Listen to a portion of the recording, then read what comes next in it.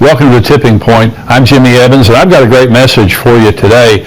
Before I bring the message, let me just tell you, I've got some places that I'm going to be speaking. Let me just say real quickly, XO Conference. We have an XO Marriage Conference coming up February 11th and 12th, coming up real quick at Fellowship Church in Grapevine, Texas. My dear friend, Pastor Ed Young, his wife Lisa, wonderful people, wonderful pastors at the great church there, Fellowship Church. We're going to be there all day Friday on February 11th, 9:30 to 4. Have speakers all day long, ministering to your marriage. Back that evening, 6:30 to about 9:30. I'll be speaking that morning. I'll be speaking that evening. Also, Saturday, the 12th, from 9 to noon, I'll be speaking again on Saturday morning. We have our top speakers coming in for this conference. This is one of our premier conferences. I'm also speaking that weekend at Fellowship Church at 9:30 and 11:15 on Sunday morning. I would love to have you be there. I'd love to have you come and be a part of that, and you will love Fellowship Church and you'll love the XO Conference. I'm also speaking there at Fellowship Church. This is on February the 16th and 17th, and I'll be speaking there. This is the Creative Church Conference, the C3 Conference 2022, and I'll be speaking on February 17th at 9 a.m., but the whole conference is going to be terrific. Just go on their website there and you'll be able to see, Fellowship Church website, you'll be able to see the conference and sign up for it. We also have our XO Houston Conference coming up February 18th and 19th. I'll tell you more about that next week, but that's coming up at Grace Church Houston. Pastors Garrett and Andrea Booth, wonderful people there. That's xomarriage.com/conferences, all day Friday till noon on Saturday, the same way. And so I'll also be doing an End Time series with Pastor Ed Young at Fellowship Church. It's called When the Levee Breaks, and Pastor Ed will be speaking twice. I'll be speaking twice. I'm speaking on February 27th and March 13th. And if you haven't heard Pastor Ed Young, he's a phenomenal speaker, and he's going to be speaking on the end times, and I will also for that series. And you can go to fellowshipchurch.com to get more information. But we've got a lot of great things coming up. I hope that you'll be able to be a part of some of those events. Now, the message I have for today is called Overcoming Expectations for 2022 and beyond. When I say overcoming expectations, I mean setting our expectations to overcome the times that we're living in. Okay, and this is critically important because of the severity of the times that we're living in. Depression and suicide and mental health problems are at an epidemic, and we know that. And so young people are suffering probably more than any other group of people. And one of the reasons for this is because this is the most prophesied about period of time in human history. You know, about a third of the Bible is prophecy. Most of it relates to the times that we live in because it is going to be the worst period of time in human history. Mark 13, Jesus said, "In those days there will be tribulation such as not been since the beginning of creation, which God created until this time, nor shall ever be, nor ever shall be. Unless the Lord had shortened those days, no flesh would be saved. But for the elect's sake, whom he chose, he shortened the days." And that's talking about the tribulation period of time when about 3/4 of the earth's population dies. And Jesus said they'd all died if God hadn't shortened the days. So this is going to be the most severe time in human history. Now, as believers, we're going up in the rapture. We're not going to be here for the tribulation. But listen to what Jesus said in Luke chapter 21. "There will be signs in the sun, moon, and the stars, and on the earth distress of nations with perplexity, the sea and the waves roaring. Men's hearts failing them from fear and the expectation of those things which are coming on the earth, for the powers of the heavens will be shaken." Powers of the heavens will be shaken. That's talking about demonic powers. There's going to be a demonic war that's going on. But Jesus said, men's hearts failing them from fear. The word is phobos in the Greek. It means terror. It means fear. It means terror. So it's literally men's hearts failing them. And this is what we're seeing. We're seeing the depression, the mental health problems, the demonic attacks. This is a time that we need to be in Jesus, that we need to have the full armor of God on. I want you to know that Jesus gave us all authority over the power of the devil, that we can overcome him at any point in time, but we have to be equipped. We have to know the battle that we're fighting and understand this isn't just an issue of the world and the nations and the weather and those things. It's an issue of demonic powers being shaken. There's a demonic battle that's going on. And so the way that we think in these days is critically important. Let me say it this way.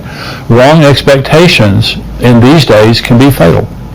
Jesus said, men's hearts failing them from fear and the expectation of the things that are coming in the world. But see, the beauty of Bible prophecy is it tells us what's about to happen. So it's encouraging. When you hear Bible prophecy properly taught, it's going to encourage you. It's going to leave you encouraged. Now, we're all sobered by the days that we're living in, but the times that we're living in are contextualized by end times prophecy. And Jesus said, when you see these things begin to happen, hey, look up. Lift up your head, your redemption draws near. So we're not getting depressed because of the end times. We're getting encouraged because the signs of the times that we're looking at, they show us some very, very specific things. So here's the twofold importance of end time prophecy in our day. And the first is prophecy protects our expectations from fear and doomsday predictions. There's doomsday people out there right and left telling us that COVID, the worst of COVID is coming. I read in the news this morning there's a new strain of SARS virus that's supposed to be more contagious and more deadly and all that kind of stuff. I just got over the Omicron version of COVID, and it wasn't that bad. But they were saying when it was in Africa on its way to America, this was going to wipe everybody out, and it's the worst thing ever happened, all that stuff. So if you listen to the doomsdayers, you're just going to get depressed. It could be overwhelming. I mean, it can literally be overwhelming. People are committing suicide because of the expectation of the things that are coming, and they're just overwhelmed with COVID. They're overwhelmed with the economy. They're overwhelmed with the things that are happening in the world, the violence, all the wars and rumors of war that are going on. So let's set our expectations. Okay, let's just in case you haven't just really thought about it, I want you to set your expectations for 2022. Okay, so I want you to set your expectations related to the economy. The economy, the stock market is doing some really crazy stuff right now, and I think it dropped 1,000 points last week in one day, which was the largest drop that it had this earlier in the year, I believe, in history. And so here's what Jesus said about the economy. Again, this is so comforting that Jesus told us these things, as it was in the days of Noah. So it will be also in the days of the Son of Man. They ate, they drank, they married wives, they were given in marriage, until the day that Noah entered the ark and the flood came and destroyed them all. Likewise, also as it was in the days of Lot. They ate, they drank, they bought, they sold, they planted, they built. But on the day that Lot went out of Sodom and Gomorrah, it rained fire and brimstone from heaven to destroy them all. Even so will it be in the day when the Son of Man is revealed. Now, this can't be at the end of the tribulation, okay? Because the earth is a smoldering ruin. 3/4 of the earth's population is dead. No one's buying, no one's selling, no one's marrying, no one's planning a building. It's the end of the world. And so this is a time when Jesus is revealed to the church. This is a period of time when the rapture happens, and it's business as usual. There's an economy. So will there be ups and downs in the economy? Yes, but I'm just saying, all the financial doomsdayers and stuff out there, don't listen to them. Jesus Christ told you there's going to be buying and selling. There's going to be an economy. There's going to be planning and building and marrying and giving in marriage. And so those things relate to hope. There's hope for the future. You think there's going to be a future. In other words, in the days of Noah, they thought Noah was a nut and the world would never end. In the days of Lot, they thought that Lot was a nut and that the world would never end. But there was an end. And God came and took the righteous out, and then he judged the unrighteous. Now listen, for the unrighteous, there won't be an economy. For part of the tribulation, there's going to be an economy. We know the Antichrist is going to rule the world through the mark of the beast and all that kind of stuff. That's during the tribulation. We're not here. But I'm saying, as a Christian, you just need to understand the world is not going to end. There's not going to be the bottom drop out of the economy. The way that many people say there will be. There will be an economy. There may be some bumps and bruises, ups and downs, but there's going to be an economy. The other thing is the tribulation. People telling us we're going to go through the tribulation. This is Jesus, Matthew 24. As it was in the days of Noah so also will be the coming of the Son of Man. For as in the days of Noah before the flood, they were eating and drinking, marrying and giving in marriage until the day that Noah entered the ark, and did not know until the flood came and took them all away. So also will the coming of the Son of Man be. Then 2 men will be in the field. One will be taken, the other left. 2 women will be grinding at the mill. One will be taken, the other left. Watch therefore, for you do not know what hour your Lord is coming. And he's saying there that there's going to be, like the days of Noah before the flood. And in that day, 2 men will be standing in the field, one taken, one left. That's the rapture. That's the selective rapture. This is 1 Thessalonians chapter 1. They themselves declare concerning us what manner of entry we had to you, and how you turned to God from idols to serve the living and true God, and to wait for his Son from heaven, whom he raised from the dead, even Jesus, who delivers us from the wrath to come. So we know that there's going to be an economy, and we know that we're not going through the tribulation. So set your expectation. That's why Jesus said, when you see these things begin to happen, hey, it's all good. Your redemption is drawing near. Here's another thing that we need to set our intentions on, our expectations on. It's the unknown. The future and the unknown. There's many things. There are many things in my life I just don't know. What's going to happen tomorrow? What's going to happen 6 months from now? I just don't know. I know that Jesus is coming. I know there's going to be an economy. I know I'm not going to go through the tribulation. But here's what Jesus said in Matthew 28.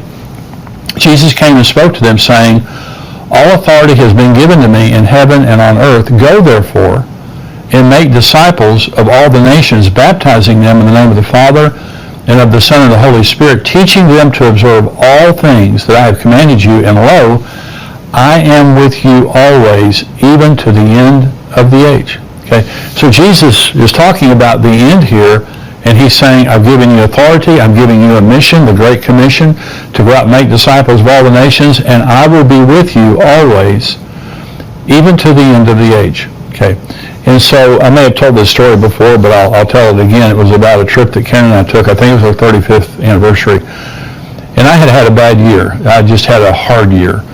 And I was just kind of waiting for the next shoe to drop. I felt like, all these bad things had been happening. I was just kind of waiting for the next bad thing to happen.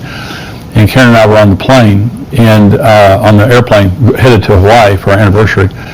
And Karen reached over and patted me on the hand and said, are you okay? And I said, no, I'm not okay. I said, I just feel like the next shoe's about to drop. I just feel like something else bad's about to happen. And she was real comforting, and I sat there, kind of looking out the window, and I heard the Lord say this to me. Fear is expecting the devil to move. Faith is expecting God to move. And I think some of you need to hear that word today, is that you get so beat up that you're conditioned that something bad is going to happen, and you actually are expecting something bad to happen. That's where I was. And the Lord, he completely changed the next year and that trip. That would have been a terrible trip if that wouldn't have happened. But the Lord just told me, Jimmy, fear is expecting something bad to happen. Fear is focusing on the devil. But faith is focusing on God. And what God said to me is, expect me to move. Stop waiting for the devil to move. Expect me to move. Focusing on God. See, I am with you always. He's talking to you. He's talking to you personally. I am with you always, even to the end of the age. See, I don't know what's going to happen tomorrow, but I know God's going to be with me. I don't know all the answers to the unknowns. And the devil will come and try to stir up something and say something bad's going to happen, and this person's going to do this to you, and you're going to lose your money, and you're going to lose your job, and this and this and this. That's just the devil. God is going to be with us. Here's what David said in Psalm 23. Yea, though I walk through the valley of the shadow of death, I will fear no evil, for you're with me. Your rod and your staff, they comfort me. This isn't the valley of the shadow of a hangnail or a headache. This is the valley of the shadow of death. And David said, I'm not going to have any fear. You're with me. Okay? Psalm 16. I have set the Lord always before me. Because he is at my right hand, I shall not be moved. I have set the Lord always before me. What that means is everything I see through a God filter. If I see a giant over here, I put God between that giant and me, and I remind myself that God is here. And that giant is not bigger than my God. He may be bigger than me. He's not bigger than my God. Okay, and so fear is reality minus God. It just means I see the giant, I just don't see God. Faith is reality plus God. So when the 12 spies went into the promised land, 10 came back and gave a bad report, and they said, those giants in the promised land are so incredibly big that we're like grasshoppers compared to them. Okay, Joshua and Caleb came out and they said, those people will be our prey. God has removed their protection from them. Here's the difference. The 10 spies looked at the giants and compared the giants to themselves. Never saw God. Joshua and Caleb went in and compared the giants to God.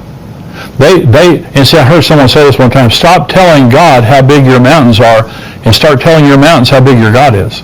It's just all perspective. This is what I'm saying. Set your expectations for 2022, and I'm saying God is going to be with us. There's going to be an economy. We're not going through the tribulation. Regardless of what anybody says to you, good things are going to happen to us. We are not like everyone else. We have a God, and He is a faithful Father. He is a faithful Lord. He promised us, I will be with you always, even to the end of the age. Okay, so we're going to set our expectations. But so prophecy protects us from wrong expectations and doomsdayers. Prophecy also promises us incredible blessings to excite our expectations. See, it's the opposite of just not being full of dread. I should be excited. So let me talk about the marriage supper of the Lamb for just a minute, because this is what's coming up. When the rapture happens, I believe that we're living in the days just prior to the return of Jesus. I'm talking about the rapture of the church. To me, is the most incredibly exciting thing in the entire world. I answered a question a few weeks ago about young people who don't want Jesus to come. My twin granddaughters and my 14-year-old granddaughter, at Christmas we had a conversation, and they all love Jesus. They believe in end times. And they said, we wouldn't mind Jesus waiting, for a while, and so we can get married, so we can graduate, so we can have babies. Now, I think that's completely understandable. I really do. I think I'd be exactly the same way. But I can tell you this, when Jesus comes, we're going to enter into a marriage supper of the Lamb that is the most exquisite event in the universe.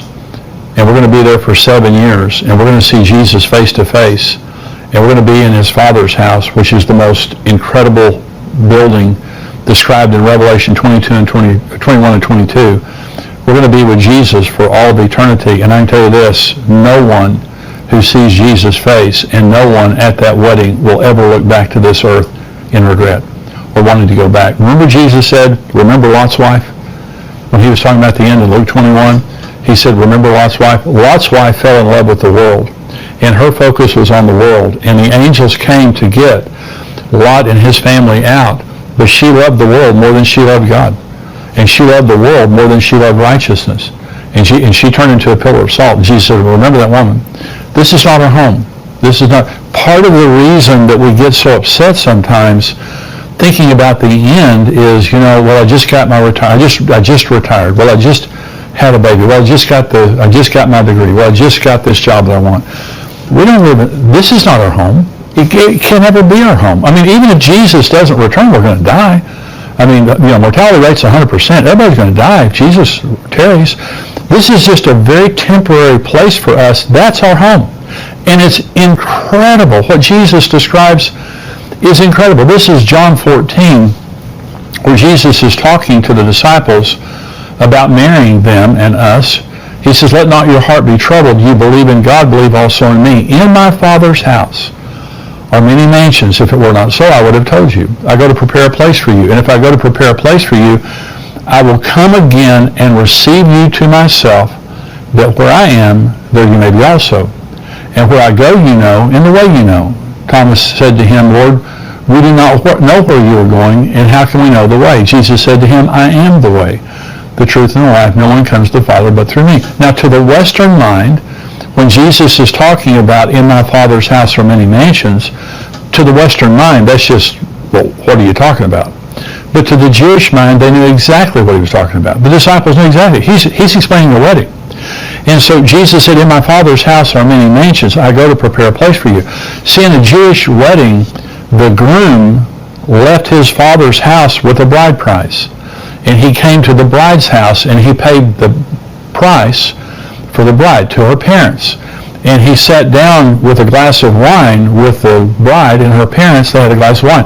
This is when they were legally betrothed. They didn't consummate it for about a year, but they were legally betrothed at that point. And the groom would say to the bride, I won't drink of this glass again, this cup again, until I drink it with you in my Father's house. So Jesus said to the disciples at the Last Supper. Then the groom went back to his father's house and built a huppah, a place for his bride. And his father had to inspect it. It was typically about a year later. And his father would say, the groom would say, Father, is it time? And the father would say, it's not time. Father, is it time? It's not time. Then he would finally say, Father, is it time? The father would say, it's time. Go get your bride. So the groom in his party would come down the street, typically around midnight, blowing trumpets and yelling, voice of an archangel, the trumpet of God. This is what 1 Thessalonians 4 says. And they would come down the street. The bride wore her wedding gown to bed. The attendants of the bride wore their wedding clothes to bed. She had to be ready immediately. Okay, this is what Jesus said, watch therefore. You don't know what hour he's coming. So she had to be ready. So when he came down the street yelling and everything, she had to get up and get herself ready in just a matter of minutes. And then he took her back to the Father's house. Okay, now by the way, the bride's price that Jesus paid for us was his life. And he told the disciples, I'm going to my Father's house to prepare a place for you. And I'm going to go and I'm going to return. This is the promise of Jesus that he's going to return. And he said, I'm going to return and I'm going to take you to myself. I'm going to receive you to myself. That's a very important word. That where I am, you may be also. Listen, Jesus said, 2 men taken. In that day, there'll be 2 men standing in the field, one taken, one left. Then John 14 says, I'm going to receive you to myself. That's the word paralambano. In both cases, the word taken is the word paralambano. The word receive in John 14 is paralambano. This is receiving us unto himself to be married to him for all of eternity. And I'm saying to you that is the bride. We are the bride of Jesus Christ. That's who you really are. You're not a plumber. You're not a stay-at-home mom. You're not a truck driver. You're not a student. That's not who you really are. That's just a temporary identity you have in this earth. You are really and truly the bride of Jesus Christ. That's who you really are. And the rapture and all of the end times, you really can't understand it unless you understand who you really are. You can't understand it until you understand the program. Here's the program. Jesus came from his Father's house to the earth. He gave his life to save us because God so loved the world. God so loved you that he gave his only begotten Son. Okay? And so Jesus died for his bride. The bride price was his life. And to show you how precious you are, see, you may not feel that special. You may not feel that important. You may feel like something that you've done has disqualified you from God's love. That's why God loves us based on grace and not the things that we've done. I'm telling you right now that God is madly in love with you. He's madly in love with you enough to give the life of his Son. And he's madly in love with you enough to live with you forever and to make you his wife. Okay? In Revelation 19, it talks about the marriage supper of the Lamb has come and his wife has made herself ready. Today we're his bride. But when Jesus comes and we go to the marriage supper of the Lamb, we become his wife. No more sorrow, no more tears, no more death, no more weakness, no more frailty, no more devil. We have authority. We have perfect bodies. We're at home with Jesus. We have a mansion in the Father's house. Can you imagine the average Jewish groom would spend about a year building the place for his bride? Jesus has been there for 2,000 years. Can you imagine how exquisite the house that we will have in heaven will be? I'm just saying to you, we have a lot to look forward to. Set your expectations on God. Set your expectations based on what the Bible says, and don't let anything you see on the news talk you out of it. And so we're going to go now into the subscriber portion of the program, and I'm talking about some things in the news related to Israel in the United States that are very troubling. We are now backing out of an agreement we made with Israel to help them build a pipeline to supply Europe with natural gas, and we'll be talking about that. I'm also answering questions for, if you're a subscriber, stay tuned. That's what's coming up. If you're not a subscriber, hey, listen, just go to endtimes.com, $7 a month, $77 a year. You get the full Tipping Point show. Also, you're able to get all of the things that we send out, videos and articles that come out all week long from our contributors and also from myself. Endtimes.com keeps you educated and encouraged on what's happening in the end times. Endtimes.com, $7 a month, $77 a year. If you're a subscriber, stay tuned.